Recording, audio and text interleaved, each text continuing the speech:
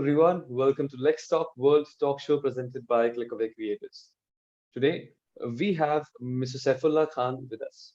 Mr. Khan is an international trade, IT, and policy lawyer with experience in international trade policy and law advisory, serving large client base in the domestic and international market with over 2 decades of experience. He is a very successful and renowned anti-dumping lawyer, not only just in Pakistan, but in various jurisdictions because of his rich experience and expertise in trade defense laws of the WTO. We actually have a lot to discuss and understand about his jurisdictions and how he's profound and how make sure that he is ahead of the learning curve. So we'll talk about all of that. So without further ado, let's welcome him. Hello, Mr. Khan. Welcome to the show. How are you doing, sir?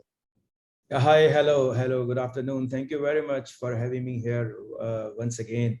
It's my pleasure to be here with you once again, and it's always good to have conversation with other legal fraternity people from different jurisdiction and sharing of thoughts and views. So I'm here.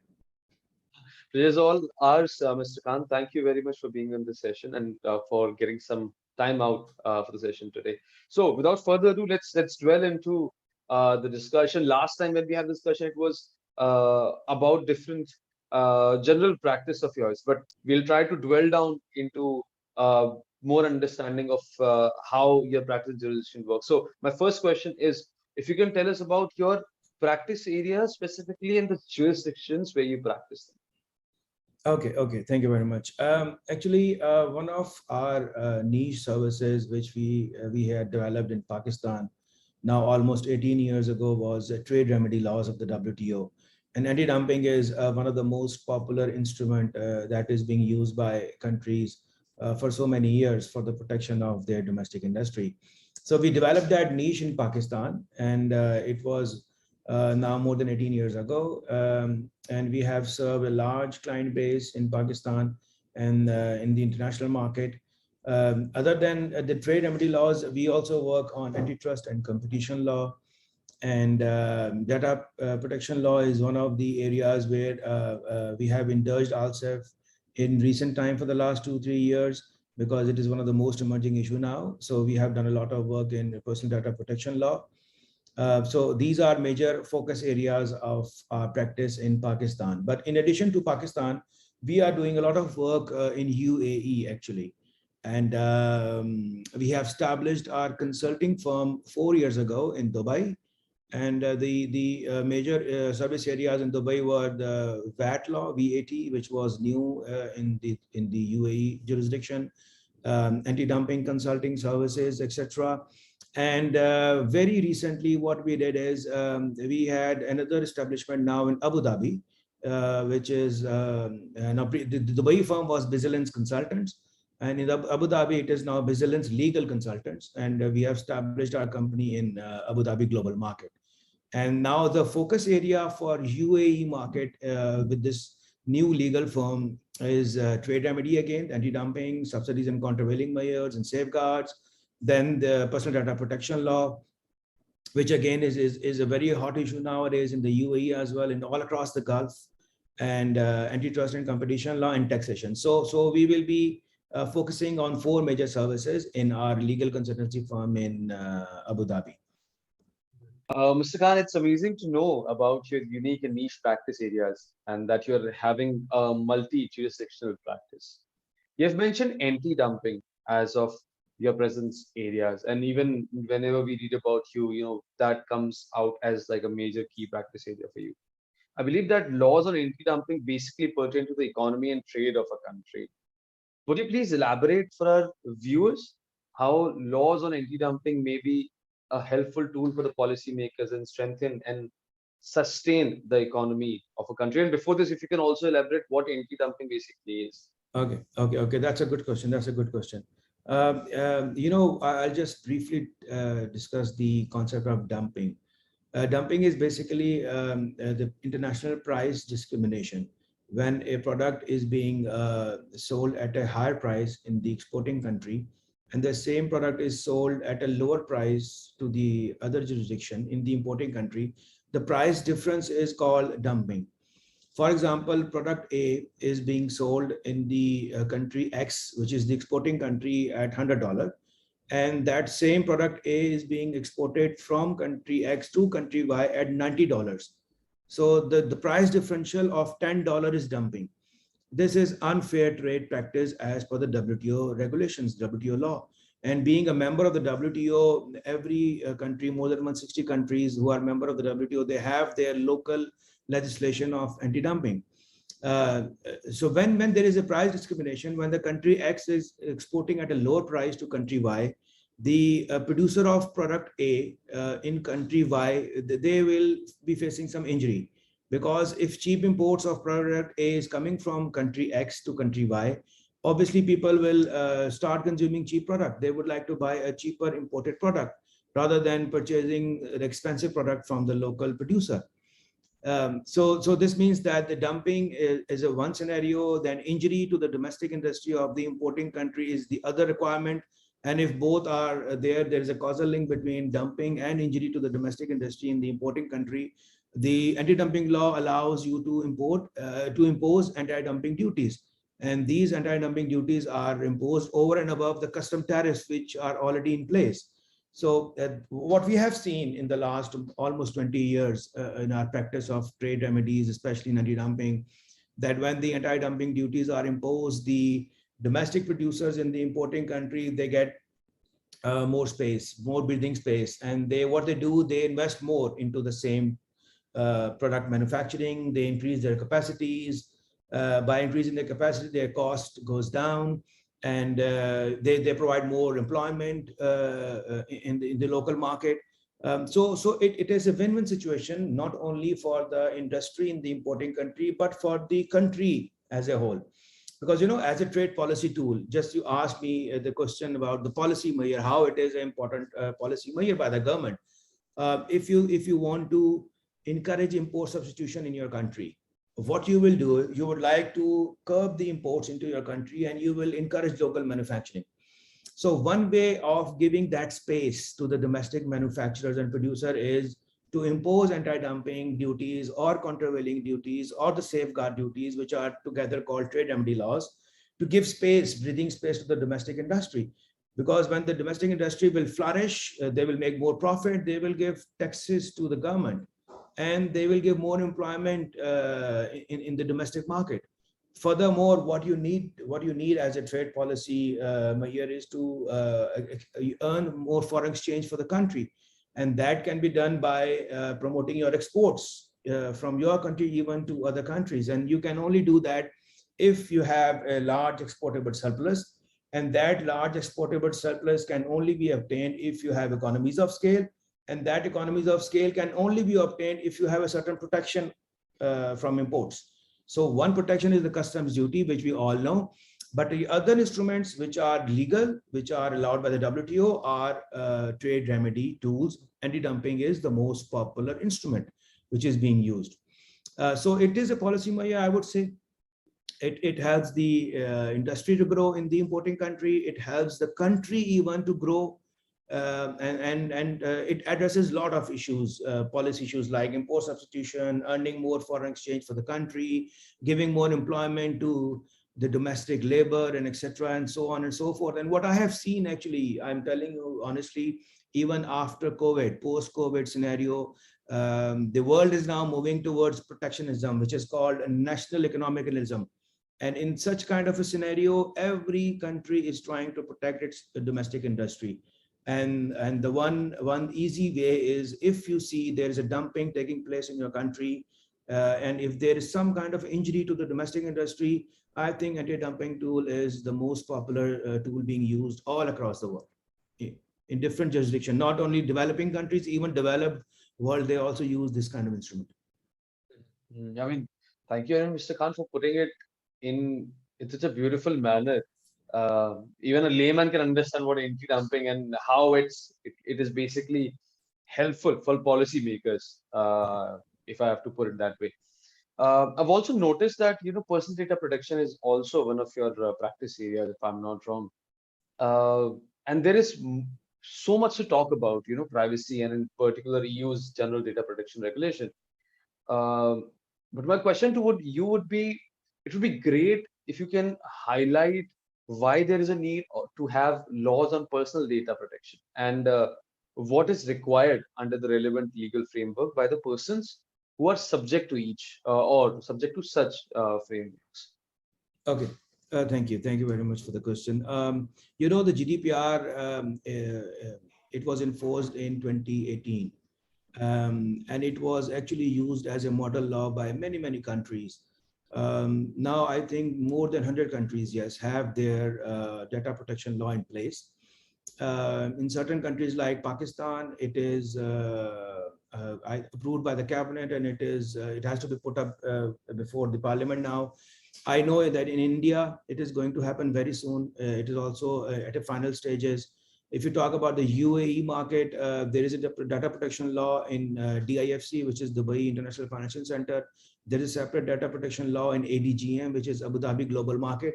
But for the UAE market as a whole, the mainland UAE, the law has been promulgated on 1st January this year. But the executive regulation is going to come very, very soon. So the application of this law is expanding very fast all across the world. And the question why it is needed, very, very pertinent question. You know that the personally identifiable information of an individual, natural person like you and me, is very important now, and it is roaming around in the IT and IT-enabled world which we are living right now these days. So this personal data protection law has a great importance now, because it gives a right to the personally identifiable information, and it puts an obligation on the data processor, that it has to take certain measures to ensure the protection of the personal data which they are collecting from the natural person. Actually, data subject is the natural person like you and me, and the data processor or the controller is the person who is collecting our information for a certain purpose. They are processing data for certain reasons. Just like we check in at the hotel and they need your passport, they need all your personal information. So they have to process it for a particular purpose, for a particular reason. So this personal data protection, the laws across the jurisdictions, they give a right to the natural person, which is data subject, you and me, and it puts an obligation on the data processor and controllers, which they have to fulfill. For example, all regulations, all laws of personal data protection, they require an informed consent from the data subject, from the natural person. So if any information is collected from you or from me as a data subject, the processor has to ask us the consent, that do we agree to give our personal information to them? And if yes, then what is the purpose of that information? And for how long period they are going to keep that information with you, with them? And what is the purpose of processing this information? They have to tell us before they get us our consent. Similarly, there's an obligation on data processor that they cannot share our data, personal information with any unauthorized party. They cannot do that. If they want to do that, they have to first come back to us and ask us that they want to share this information with some particular party. If we allow them, only they can do it, otherwise they can't. So this law has a great significance. And secondly, I tell you, the one of the most important feature is the application is very broad. In most of the personal data protection regulations and across jurisdiction, it applies to the government sector, it applies telecom, banking, financial sector, hospitality, education. Every single sector you talk about, it is applied across the board. Even the law firms like us, we have the obligation. We are going to have the obligation once the law come into force in our country, because we have the personal data of our colleagues, and we process that data for a particular purpose. For example, processing of their salaries, and maybe medical record is with us for specific purposes and other purposes. So we need to make sure that all personal data have to be secured, processed in a particular manner for a particular time period, and with the consent of the data subject. So these are very, very important features and the background reason of why do we need this kind of a law. I mean, that's really beautifully put, Mr. Khan. Um, do you really think that the data protection uh, regulations, rather, I should say, are there to be really followed or they're just right there. You see, when we have a new phone or a new application, it always asks you for a lot of information. And there's just two options, allow or deny. Now, as a human being, as a layman, we always click on allow, but we do not really go deeper into that. So, is that something that one and that me as a consumer should be aware of and always read the T&Cs of it? Or is it the responsibility of the organization to make it more transparent for us as a consumer? What do you think on that? There is a bit of difference between the consumer rights or the consumers, generally what the consumer need in a particular scenario. The data protection law actually give obligation to the processor in any kind of a condition. For example, the consumer does not have to ask for the right, because the law provides the right once it is promulgated. And it is applied actually in the real sense. It is applied in the real sense because it entails huge penalties. And I tell you, I have seen huge penalties imposed by authorities in different countries on different companies who are not complying with the provisions of these law. So you as a consumer, I understand, does not go through the detail when you click yes on the website and when you click agree on the website. But if you actually click agree, I think you have given your consent, because the data processor has complied with the requirements of the law, because in the detailed agreement which he has shown, which you generally don't read out, it contains special provisions which complies with the law. So they have performed their obligation. So it is now up to you, because you have to go through it and you see that whether all the requirements are there, and whenever you are clicking, you are giving your consent. It will be considered as an informed consent, because they will mention specifically that you are giving us an informed consent, that you are freely giving this consent. And they might have also written in the agreement that they are free to disclose this to party A, B, C, D. They will not come back to you again for asking another consent. So it is now, although it provides a right to you, the natural person, the data subject, but the natural person or the data subject also has to go through the details to understand that, okay, I have the right from this law, but I have to make sure that I'm giving the consent and what actually is written as part of the consent. So I think it's a responsibility at the both ends. But you are protected, I am protected being an individual, and the data processor and the data controller has huge obligation.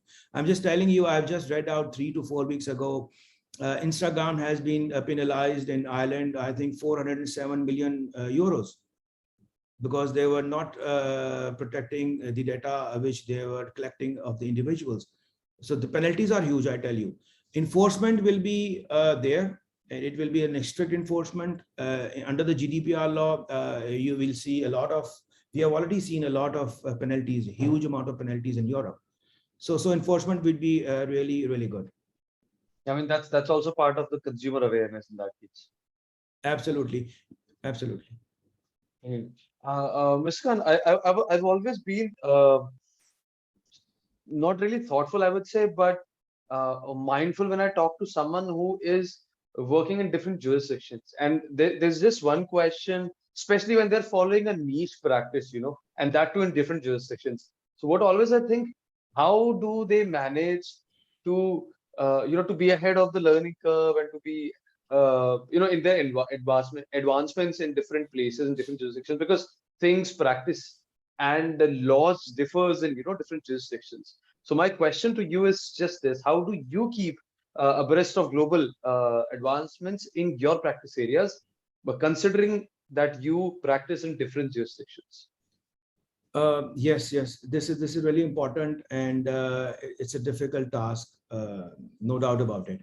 But what I do generally is, and what I always advise to my fellow lawyers as well, learning is, a never-ending game, and you learn from cradle to grave. So what I have to do, what I generally do is I participate in international events, and this I have been doing since many years. I go to WTO very regularly for WTO public forums. I traveled to Geneva many times, not only to have presence in WTO events, but also in the UN agencies. I have been to UNCTAD many times, to ITC, to UNCFAT in Geneva, and there are other events in China and other countries. Because that gives me a learning space, because I meet people, I learn from them, I see what they are thinking, what the policy makers are thinking at the international level. So that is one way of doing it. I'll just give you a recent example that I went to Morocco just in May this year. Actually, I'm part of a regional network of expert on agricultural trade of FAO. FAO is Food and Agriculture Organization of the UN. So my presence in UAE has enabled me to get part of this very good network, regional network of experts. And we went to Morocco, Rabat, for a training, for the training of the government sector individuals from NENA countries. They call it Near East and North Africa. And in that event, it was a 4-day event. I was one of the speakers. And then there were speakers from WTO, there were speakers from ITC, there were speakers from FAO, there were other speakers from the local government authority in Morocco. So that experience is valuable. And the government officers who were there for a 4-day training, the exchange of thoughts, the exchange of ideas, how the governments are making different kind of policies in different jurisdictions.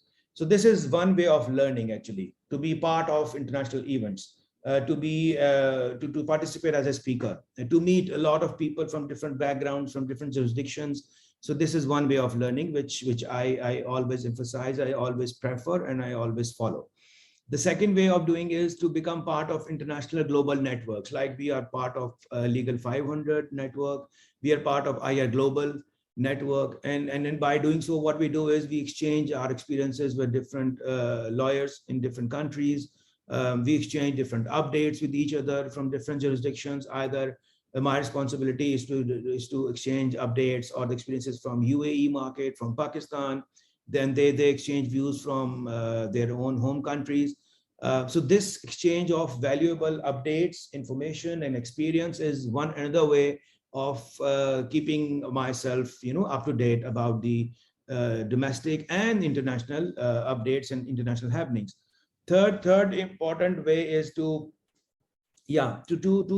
attend some good courses, training programs, and that has been very, very valuable to me. Actually, I honestly tell you, I did one course from Harvard Kennedy School that was on mastering trade policy a few years ago. And that was an excellent course. That was an excellent 2 weeks time in Harvard Kennedy in Boston.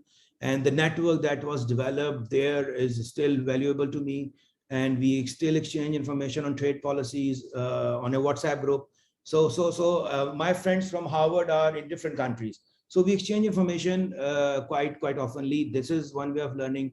I did very recently, I did one course from London School of Economics on data, which was the data, law, policy, and regulation.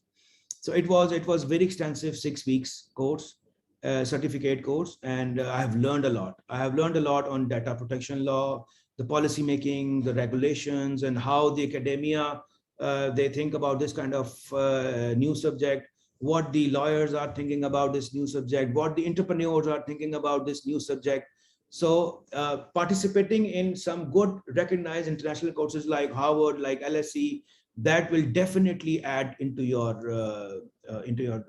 learning process, into your experience later on. Obviously, that is very helpful. So these are few ideas, part of international network. You just keep attending international events and keep abreast with the new courses. That is helpful all the time. I mean, these are, I guess, the three pillars according to you, and I believe this always makes sense to us as well. Mr. Khan, yeah, I've always been sort of a fan of people who have been, jack of all, and at the same time, there are some profiles that are master of one and jack of all at the same time.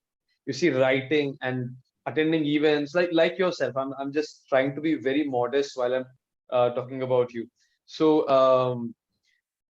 I have, and you have earlier mentioned about your professional writings in different international publications, and I have been very fortunate to be part of, to read a few of them, as you have already shared the links with us.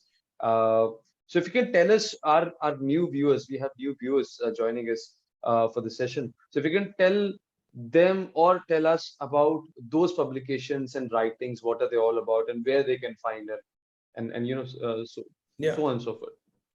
Yeah, writing is something which I have been doing since long.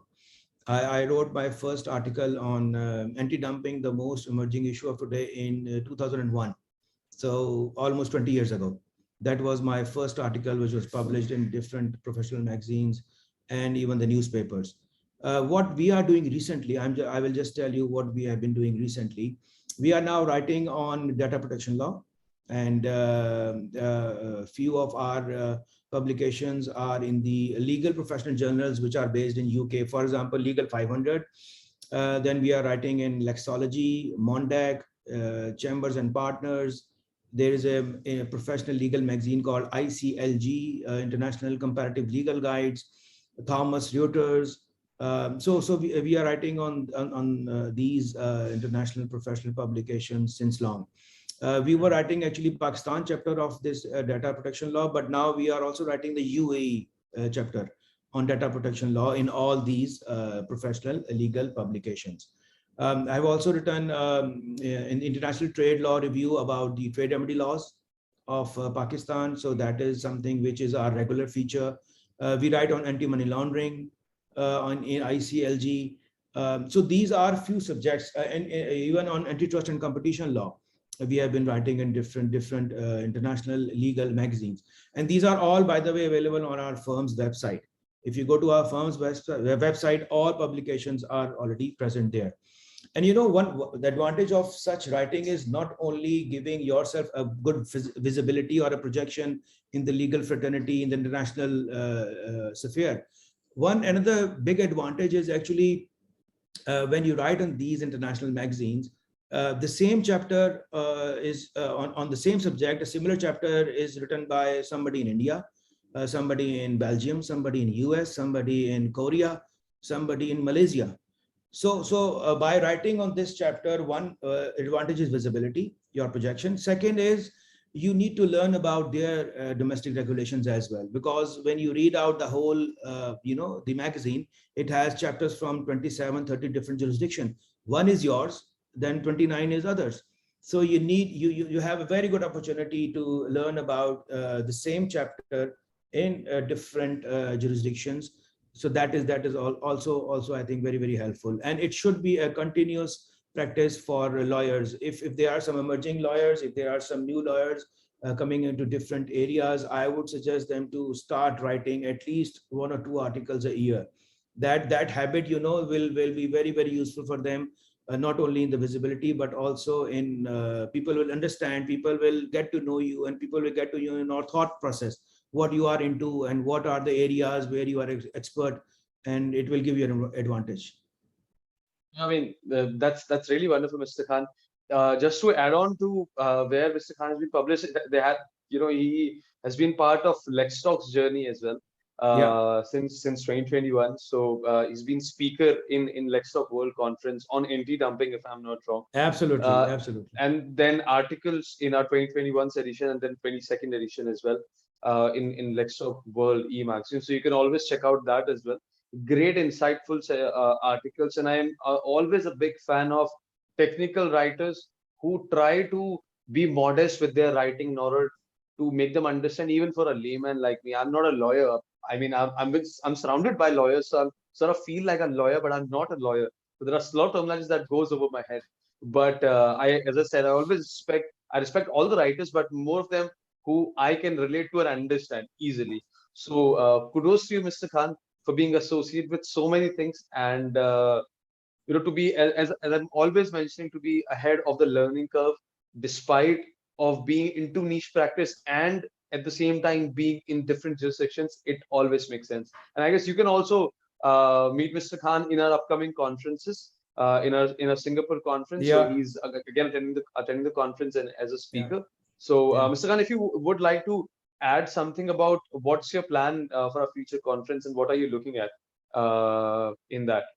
Yeah. Actually, myself and my partner, we both will be joining that conference in Singapore, and it would be, I think, a great opportunity for not only us but from the lawyers from different jurisdictions to be assembled there on this very important conference. And the subject matter is, too good for us. And I'm speaker in one of the session on data privacy law actually. Mhm. So in Singapore is one of the pioneers, by the way, on the implementation of data privacy law. They are doing very good. So I'm looking forward to that event in November in Singapore and hope to see you there and many other friends. Yeah, Mr. Khan, for sure, for sure. I am also excited to see you and other people in the conference physically, and I also want all of our subscribers and viewers to also attend the Singapore conference, of course, to have such insightful from Mr. Khan live. So, till then, Mr. Khan, thank you very much for being part of this session and sharing such great insights with us, not only about yourself, but from various aspects of the legal industry. Really appreciate that. My pleasure. Pleasure is all mine. Pleasure is all mine. Thank you very much for Pleasure's having me all here. ours, Mr. Khan. Thank you very much for being Thank you. and Thank you very for much. getting some time out of the session. Thanks a lot. And pleasure's all us, sir. And for our viewers, if you like this chat with Mr. Khan, I want you to like this video, share this video, and to click on that red button and subscribe to Click of Actuators YouTube channel to appreciate what we do. And you have more coming in from industry leaders, from legal industry leaders like Mr. Saifullah Khan himself. This was Sagar for LexTalk World signing off.